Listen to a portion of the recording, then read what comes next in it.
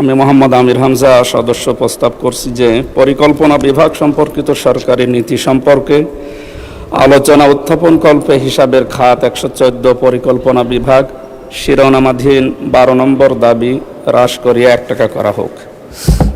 মাননীয় স্পিকার, 1 থেকে 12 পর্যন্ত তো দেখলাম হা জয়যুক্ত হচ্ছে না, সবগুলোই না জয়যুক্ত হচ্ছে। তারপরেও আমার পক্ষ থেকে সরকারের দৃষ্টি আকর্ষণ করার জন্য নিম্নলিখিত কিছু বিষয়গুলো তুলে ধরছি।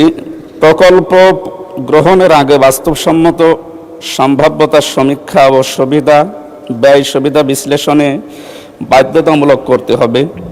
প্রকল্প বাস্তবায়নে বিলম্ব ও ব্যয় বৃদ্ধি রোধে কঠোর তদারকি এবং নিয়মিত মূল্যায়ন নিশ্চিত করতে হবে।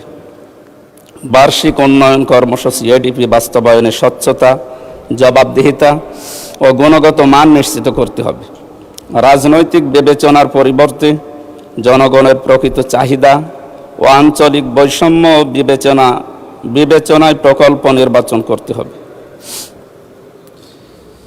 দুর্নীতি, অপচয় এবং অনিয়মের বিরুদ্ধে গুরুত্বপূর্ণ ভূমিকা পালন করতে হবে। সংসদীয় স্থায়ী কমিটির সুপারিশ বাস্তবায়ন এবং প্রকল্পগুলো সম্পর্কে নিয়মিত তদারকি করতে হবে। মাননীয় স্পিকার, জনগণের প্রতিটি করের টাকা অত্যন্ত মূল্যবান, তাই পরিকল্পনা বিভাগকে আরও দক্ষ, স্বচ্ছ এবং জবাবদিহিতামূলক কাজ করতে হবে। সেই লক্ষ্যে আমি এই ছাঁটাই প্রস্তাবের পক্ষে যে বক্তব্য প্রদান করেছি, আশা করছি সরকার এগুলো বিবেচনায় নেবেন। মাননীয় স্পিকার, আপনাকে